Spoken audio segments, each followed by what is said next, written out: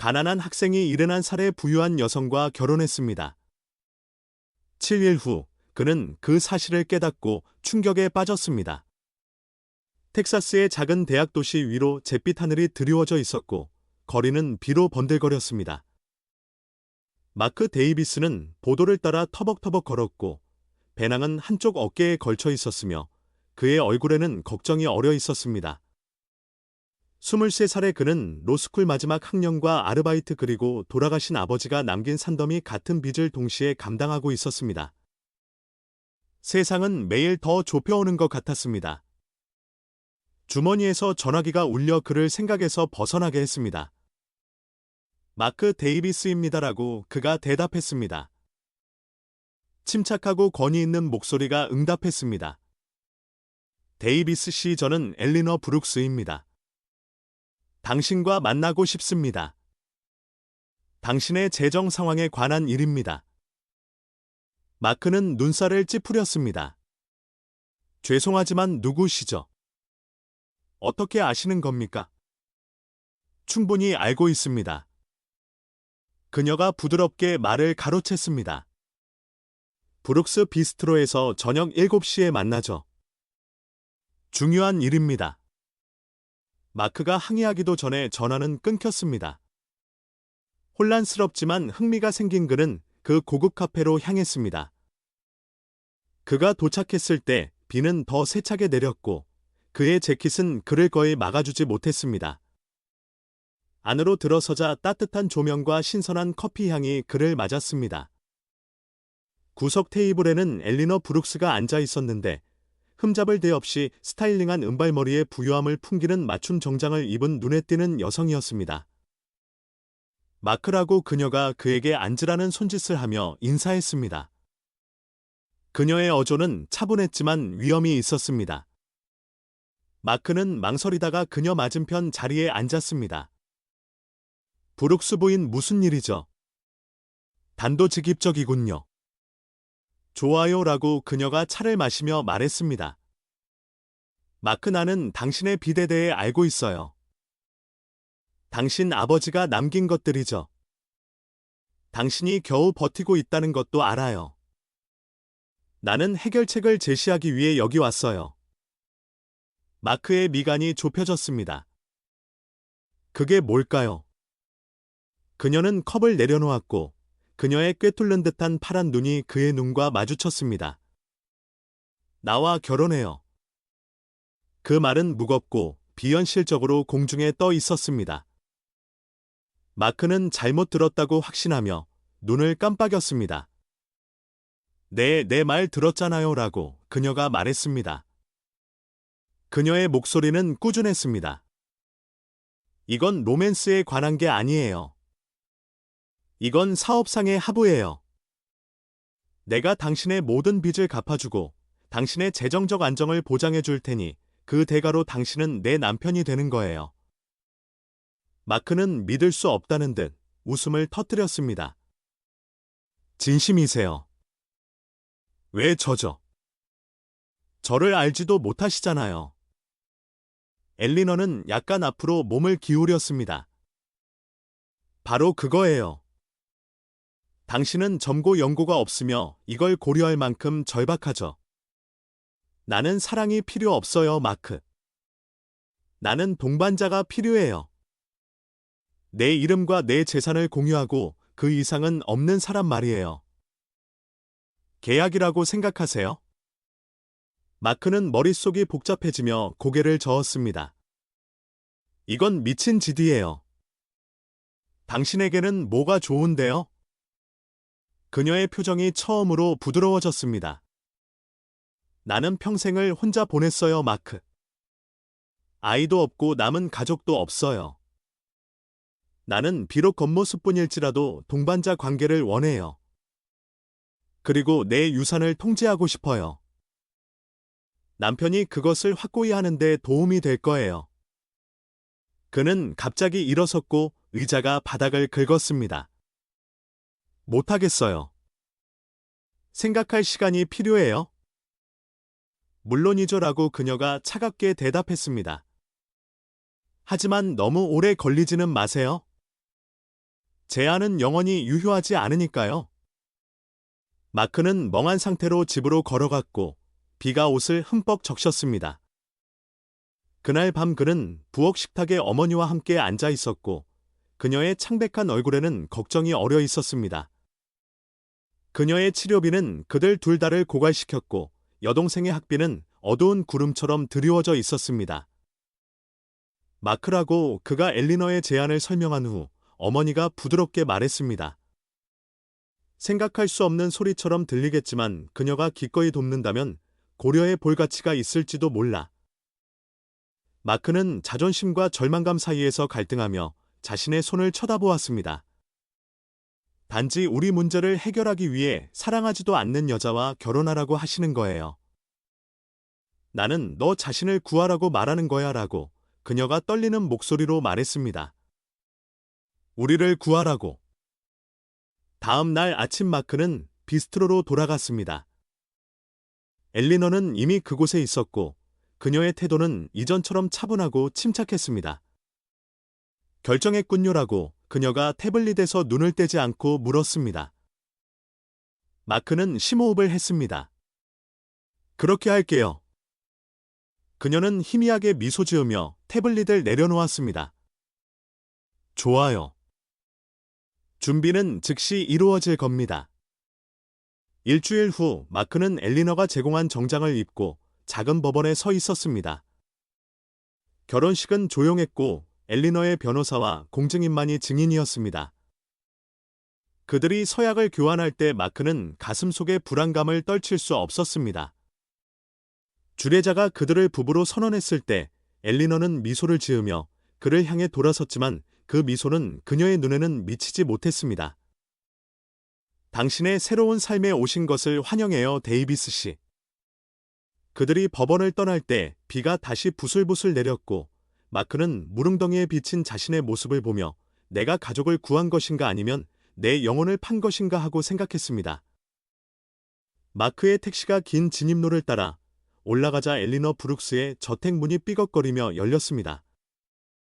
집은 박물관으로 착각할 만큼 거대한 저택으로 앞에 우뚝 솟아 있었습니다. 그 높은 기둥과 깨끗한 석조 외관은 오래된 불을 풍겼지만 그 창문들은 어둡고 생기가 없어 보였습니다. 마크는 여행 가방을 손에 들고 내렸고 다른 사람의 꿈이나 아마도 악몽 속의 방문객처럼 느껴졌습니다. 엘리너는 현관에서 그를 맞았고 그녀의 태도는 여전히 세련되었습니다. 환영합니다, 데이비스 씨라고 그녀가 말했고 그 격식 있는 호칭에 마크는 등골이 오싹해졌습니다. 모든 것이 만족스러우시길 바랍니다. 저녁 식사는 7시입니다. 그는 말없이 고개를 끄덕였고 그를 그의 방으로 안내하는 가정부를 따라갔습니다. 방은 호화로웠고 킹사이즈 침대와 골동품 가구 그리고 잘 가꾸어진 정원을 내려다보는 바닥에서 천장까지 이어지는 창문이 있었습니다. 그 호화로움에도 불구하고 방은 인간의 온기가 닿지 않은 것처럼 차갑게 느껴졌습니다. 그날 저녁 마크는 긴 식탁에 뻣뻣하게 앉아 있었습니다. 엘리너는 다른 쪽 끝에 앉아 실크 블라우스와 진주 목걸이를 완벽하게 차려입고 있었습니다. 음식은 아직 보지 못한 요리사가 준비한 사치스러운 것이었고 조용히 움직이는 직원들이 서빙했습니다. 잘 적응하고 계시리라 믿어요라고 엘리너가 수술적인 정밀함으로 필레미뇽을 자르며 말했습니다.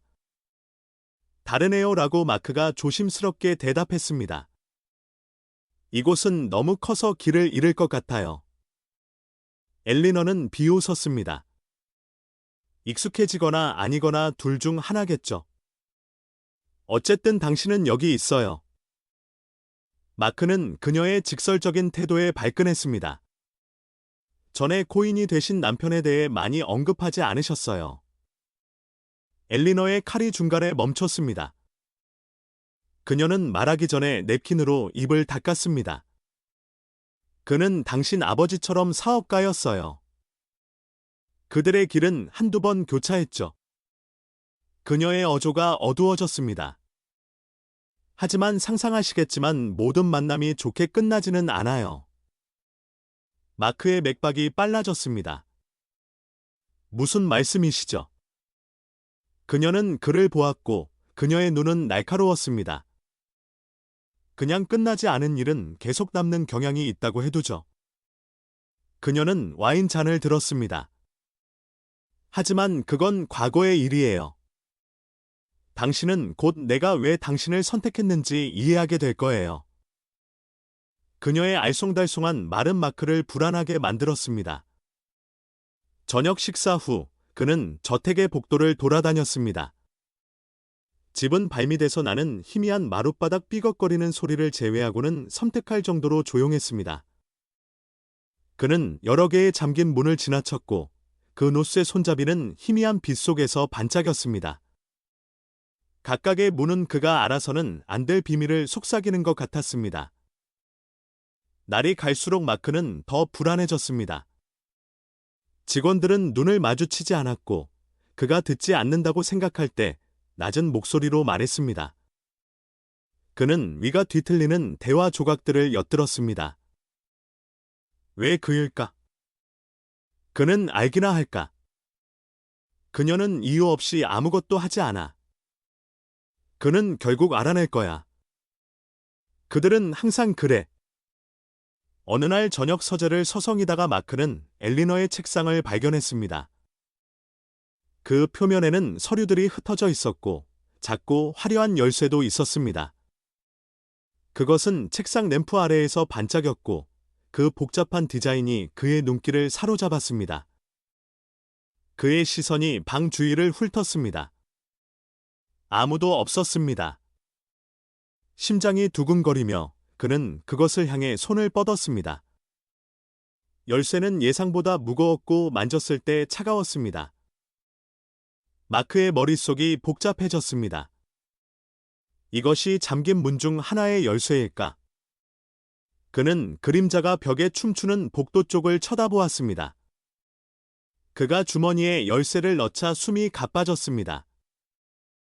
그날 밤 호화롭지만 숨막히는 방에 누워 마크는 손안에서 열쇠를 돌렸습니다.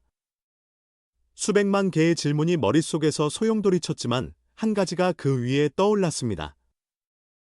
엘리너는 무엇을 숨기고 있으며 왜 정말로 그를 선택했을까? 마크가 복도를 살금살금 내려갈 때 저택은 정적에 휩싸여 있었습니다. 열쇠는 주머니 속에서 납덩이처럼 느껴졌고 그 차가운 표면이 허벅지를 눌렀습니다.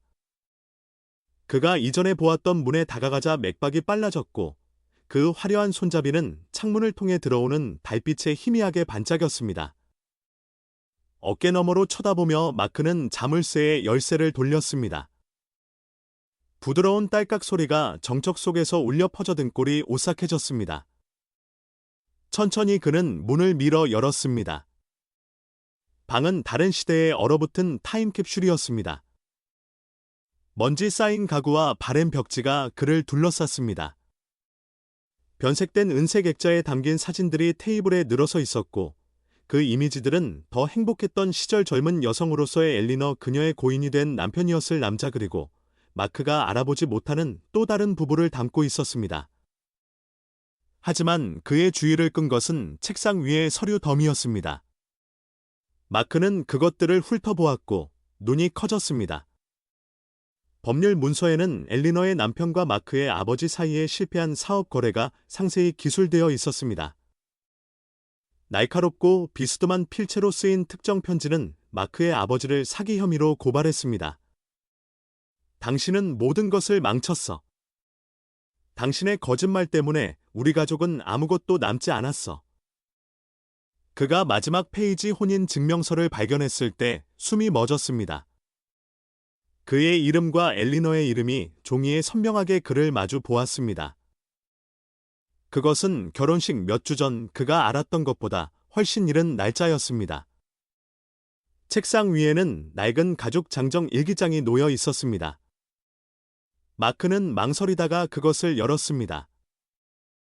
일기는 엘리너의 것이었고 마크를 결혼에 가두어 그녀의 궁극적인 목표인 오랜 원한을 해결하려는 계산된 계획을 드러냈습니다. 나는 그에게서 모든 것을 빼앗을 것이다. 그의 아버지가 나에게 그랬던 것처럼. 그는 내 졸이 될 것이다. 문이 뒤에서 삐걱거리자 마크는 얼어붙었습니다. 재미있게 보고 있나? 엘리너의 목소리는 차가웠고 칼날처럼 그림자를 갈랐습니다. 그는 돌아섰고 죄책감과 두려움이 얼굴에 역력했습니다. 엘리너, 저는 여기서 답을 찾을 거라고 생각했나? 그녀는 방으로 들어섰고 그녀의 실루엣은 복도에서 들어오는 희미한 빛에 선명했습니다. 호기심이 고양이를 죽였지, 마크. 무슨 짓을 하고 있다고 생각하나? 그의 목소리는 낮았지만 단호했습니다. 왜 정말로 저와 결혼하셨죠? 제 아버지 때문인가요? 이건 일종의 복수인가요? 엘리너의 눈이 굳어졌고 그녀의 평소 침착한 외관이 깨졌습니다. 질문할 자격이 없어, 마크. 시키는 대로만 하면 이 결혼을 시작했을 때보다 더 나은 상태로 떠날 거야. 그게 당신에게 충분하지 않나? 마크의 주먹이 꽉 쥐어졌습니다. 충분하다니요. 당신은 저를 속였고 저를 조종했어요. 이건 결혼이 아니라 함정이에요. 엘리너의 입술이 희미한 미소로 말려 올라갔지만 그 미소는 그녀의 눈에는 미치지 못했습니다. 함정이라고. 서류에 서명하기 전에 2번 생각했어야지. 그녀는 더 가까이 다가갔고 그녀의 어조는 독이 있었습니다. 내가 똑똑하다고 생각할지 모르지만 마크, 너는 내 아버지와 똑같아. 너무 늦기 전까지는 내가 일으키는 피해를 보지 못하지. 마크는 그녀를 노려보았고 아버지의 유산의 무게가 그를 다시 짓눌렀습니다.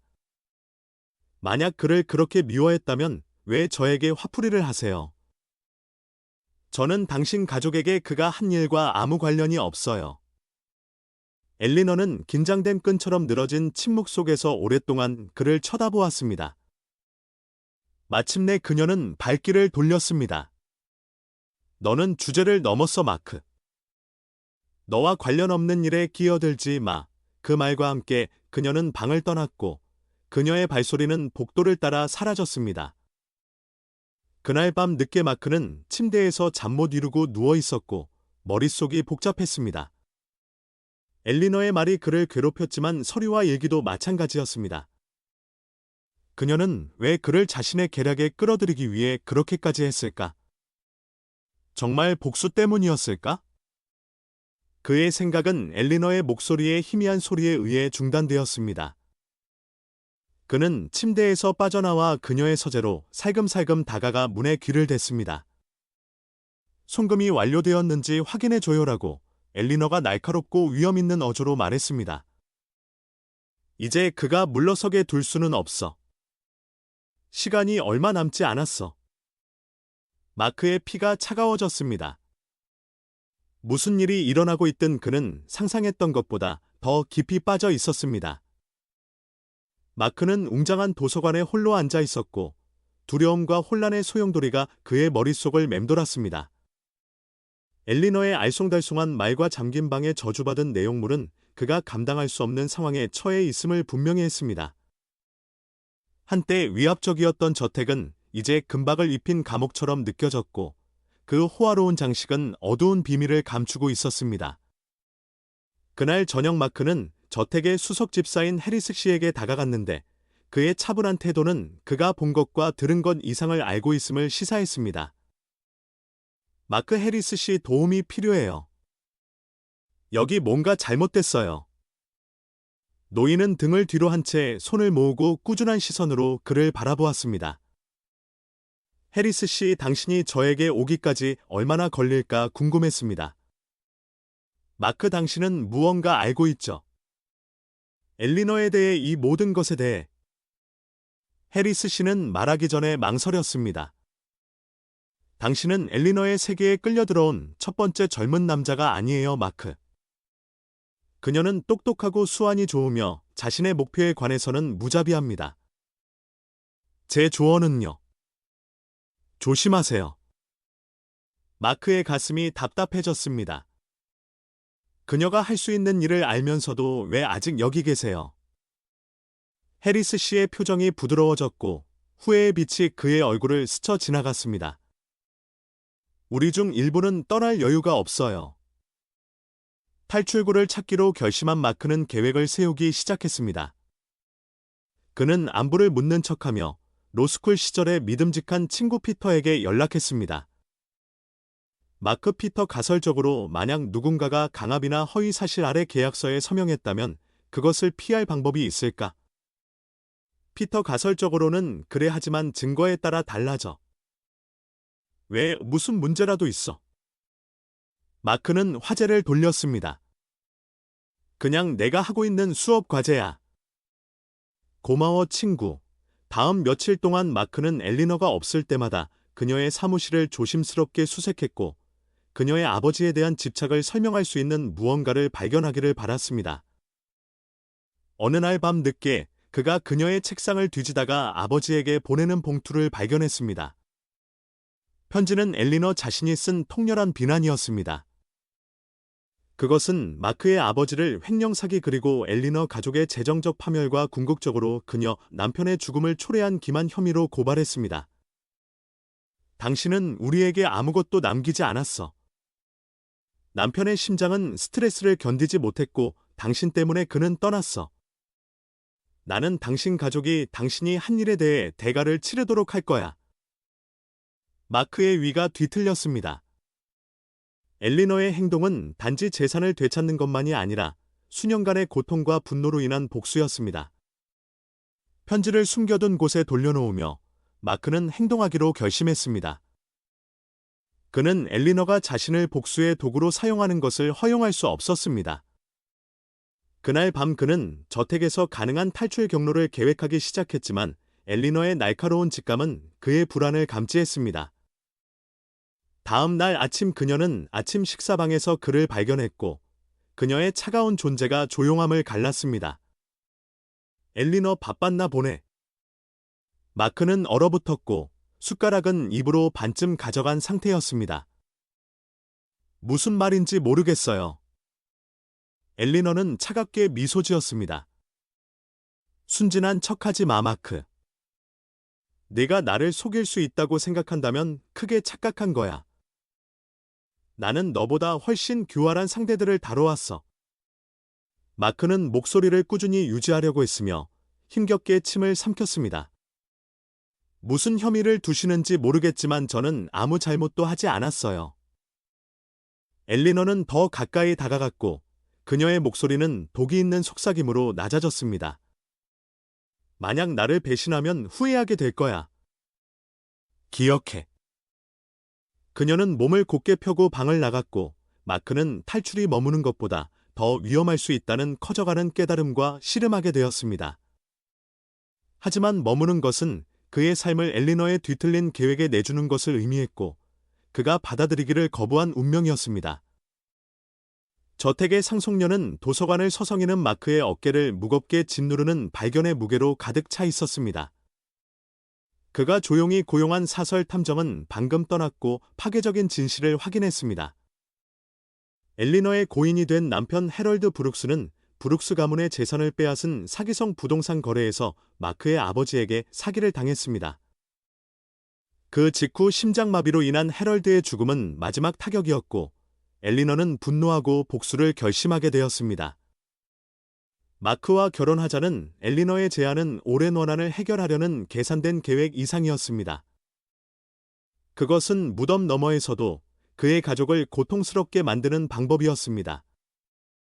마크는 주먹을 꽉 쥐었고 분노가 그를 통해 흘렀습니다. 그녀가 어떻게 아버지의 죄를 그에게 비난할 수 있을까? 하지만 그가 엘리너의 행동을 원망하는 만큼 그는 그녀를 몰아붙인 고통을 부인할 수 없었습니다. 그날 저녁 마크는 비밀리에 로스쿨 친구 피터를 만났습니다. 피터의 도움으로 그는 엘리너의 사무실에서 수집한 증거와 탐정의 조사 결과를 정리했습니다. 문서들 사이에서 그들은 현재의 사업 거래에 대한 엘리너의 연루를 발견했는데 그것은 불법에 가까웠고 어떤 대가를 치르더라도 그녀의 제국을 재건하기 위해 고안된 의심스러운 파트너십과 위조된 보고서였습니다. 피터 마크 이걸로 그녀를 무너뜨릴 수 있지만 조심해야 해. 만약 그녀가 내가 그녀를 쫓고 있다는 것을 깨달으면 무슨 짓을 할지 몰라. 마크는 침울하게 고개를 끄덕였습니다. 그녀는 이미 충분히 피해를 입혔어. 이제 끝낼 시간이야. 다음 날 아침 마크는 웅장한 응접실에서 기다렸고 증거는 가방에 안전하게 넣어두었습니다. 엘리너가 마침내 들어왔을 때 그녀의 차가운 침착함은 그대로였고 그는 그녀를 마주하기 위해 일어섰습니다. 마크, 우리 얘기 좀 해야 해. 엘리너는 눈썹을 치켜 올렸고 그녀의 어조는 퉁명스러웠습니다. 그래. 뭐가 그렇게 급한데? 마크의 목소리는 그가 서류를 꺼낼 때 단호했습니다. 나는 모든 것을 알고 있어. 내 아버지에 대해, 헤럴드에 대해, 그리고 당신이 재산을 재건하기 위해 해온 일에 대해. 처음으로 엘리너의 차분한 외관이 흔들렸습니다. 그녀의 눈은 마크의 손에 있는 서류를 훑어보았습니다. 엘리너, 또 뒤졌구나. 내 아버지가 우리 가족에게 한 짓을 이해하기나 해. 마크는 더 가까이 다가갔고 그의 목소리는 높아졌습니다. 나는 그가 당신에게 잘못했다는 것을 이해하지만 당신이 그 과정에서 상처 입힌 사람들은 어때? 나는 어때? 나는 이런 일을 당할 이유가 없어. 엘리너의 턱이 굳어졌고 우리 가족은 모든 것을 잃을 자격이 있었나? 남편은 스트레스와 상심으로 죽을 자격이 있었나? 당신 아버지는 편안하게 살았는데. 나에게 공정성에 대해 말하지 마, 마크. 마크의 손은 그가 증거를 들고 있을 때 떨렸습니다. 복수는 그를 되돌려주지 않을 거야, 엘리너. 그리고 일어난 일을 되돌릴 수도 없어. 당신은 평생 이것에 사로잡혀 무고한 사람들을 해치고 삶을 망쳤어. 언제 끝나? 엘리너의 어깨가 약간 처졌고 아주 잠깐 동안 마크는 그녀의 눈에서 후회에 가까운 무언가를 본 것 같았습니다. 엘리너는 부드럽게 당신은 그를 닮았어, 알지? 헤럴드, 그 똑같은 불같은 성격, 그 똑같은 고집. 나는 당신에게 어떤 감정도 느끼지 않을 거라고 생각했는데 마크, 하지만 우리는 여기 있네? 마크는 그녀의 고백에 당황하여 망설였습니다. 만약 정말 그렇게 느낀다면 이걸 멈춰. 너무 늦기 전에 그냥 놔줘. 하지만 엘리너가 대답하기 전에 자갈 위로 차 타이어가 삐걱거리는 소리가 저택을 통해 울려 퍼졌습니다. 잠시 후 제복을 입은 경찰관들이 방으로 들어왔고 피터가 뒤달았습니다. 경찰관, 엘리너 브룩스 씨, 체포 영장이 있습니다. 당신은 사기 및 공모 등 여러 혐의로 기소되었습니다. 엘리너의 얼굴은 경찰관들에게서 마크로 시선을 옮길 때 굳어졌습니다. 엘리너, 당신이 불렀군. 마크는 그녀의 시선을 마주했고 그의 목소리는 꾸준했습니다. 당신이 저에게 선택의 여지를 남기지 않았어요. 경찰관들이 엘리너를 데리고 나갈 때 그녀는 마지막으로 마크를 돌아보았습니다. 엘리너, 내가 이겼다고 생각할지 모르지만 마크, 복수는 그렇게 쉽게 되돌릴 수 있는 게 아니야. 너도 그것에 사로잡히지 않도록 조심해. 마크는 그녀가 가는 것을 지켜보았고 안도감과 슬픔이 뒤섞여 그를 덮쳤습니다. 그는 진실을 폭로하고 자신을 보호했지만 엘리너의 이별의 말의 무게는 남아있었습니다. 그녀가 옳았을까? 그들의 공유된 과거의 그림자가 정말로 사라질까? 의사봉의 날카로운 소리가 법정을 통해 울려 퍼지며 엘리너 브룩스의 재판이 끝났음을 알렸습니다. 마크는 뒷줄에 조용히 앉아 한때 그가 결혼했던 위험 있는 여성이 그녀의 행동의 결과를 마주하는 것을 지켜보았습니다. 모든 것에도 불구하고 그의 증언은 그녀의 형량을 줄이는 데 도움이 되었습니다. 그는 동정심 때문이 아니라 그들의 공유된 이야기의 복잡성에 대한 깊은 이해 때문에 그렇게 했습니다. 엘리너는 자리에서 잠시 돌아섰고 그녀의 시선은 마크의 시선과 마주쳤습니다. 처음으로 이전에 그녀를 정의했던 차가운 계산의 흔적이 없었습니다. 대신 그녀는 희미하고 거의 미안한 듯한 고개를 끄덕였습니다. 며칠 후 마크는 마지막으로 저택에 소환되었습니다. 한때 위압적이고 고립적이었던 웅장한 집은 이제 텅 비어 있었습니다. 엘리너는 그가 부동산의 등기 서류를 받도록 주선했습니다. 저택 변호사는 마크에게 엘리너의 우아한 필체로 쓴 편지를 건넸습니다. 결코 돈에 관한 것이 아니었어, 마크. 그것은 마무리에 관한 것이었어. 해럴드는 정의를 받을 자격이 있었지만 나는 진정으로 중요한 것을 놓쳤어. 당신은 내가 잊었다고 생각했던 무언가를 보여주었어. 앞으로 나아갈 수 있는 능력을. 이 저택은 더 이상 내 고통의 기념물이 아니야. 그것은 더 나은 것이 될 수 있어. 잘 사용해줘. 마크는 저택을 팔았고 그 결정은 쉽게 내려졌습니다. 그 웅장함은 그와 엘리너 모두에게 금박을 입힌 새 장이었습니다. 수익금으로 그는 가족의 빚을 갚았고 마침내 어머니를 아버지의 실수의 그림자에서 해방시켰습니다. 나머지 자금으로 마크는 해럴드 브룩스의 이름으로 장학기금을 설립했습니다. 그것은 두 가족 사이의 불화 속에서 자신도 모르게 희생양이 된 남자를 기리는 방법이었습니다. 마크의 로스쿨 복권은 귀향처럼 느껴졌습니다. 이번에는 그는 자신의 교육을 선을 위해 사용하기로 어느 때보다 더 결심했습니다. 그는 법률구조센터에서 인턴으로 일했고 엘리너처럼 부당한 대우를 받고 의지할 곳이 없는 개인들을 도왔습니다. 어느 상쾌한 가을 오후 마크에게 편지가 도착했습니다. 필체는 즉시 알아볼 수 있었습니다. 그는 캠퍼스 근처 공원 벤치에 앉아 종이를 펼쳤습니다. 엘리너의 편지였습니다. 마크. 나는 많은 생각을 할 시간이 있었어. 수년 동안 나는 복수가 해럴드의 죽음이 남긴 상처를 치유할 것이라고 믿었어. 하지만 이제 나는 복수 자체가 감옥이라는 것을 알게 되었어. 내 실수에도 불구하고 너의 친절함은 내가 전혀 예상하지 못했던 것을 가르쳐 주었어. 용서는 약점이 아니야. 그것은 힘이야. 내 주변 세상보다 더 나은 사람이 되어줘서 고마워. 우리가 물려받은 순환을 끊을 수 있다는 것을 보여줘서 고마워. 나는 내가 결코 가질 수 없었던 행복을 찾기를 바래. 엘리너. 마크는 오랫동안 편지를 쳐다보았고 그 말들이 가라앉았습니다. 그는 조심스럽게 그것을 접어 재킷 주머니에 넣었고 이상한 평화감을 느꼈습니다.